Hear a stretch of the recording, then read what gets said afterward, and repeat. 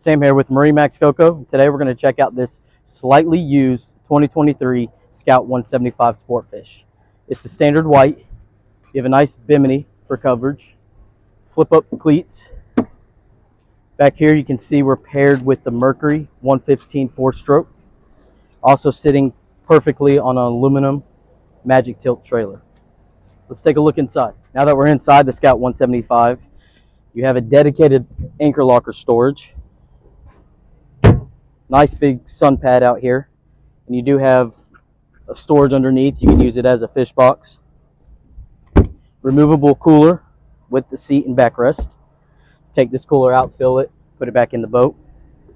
Here at the helm, you can see this boat already has a Garmin touchscreen chart plotter. Your gauges, nice stainless steel steering wheel. Dual captain's chairs back here with the flip down footrest. Back here you have rod holders and 2 jump seats. There's a live well under here and then storage here. This boat is available. If you'd like to come check it out or want to go on a sea trial, give me a shout at 321-636-3142.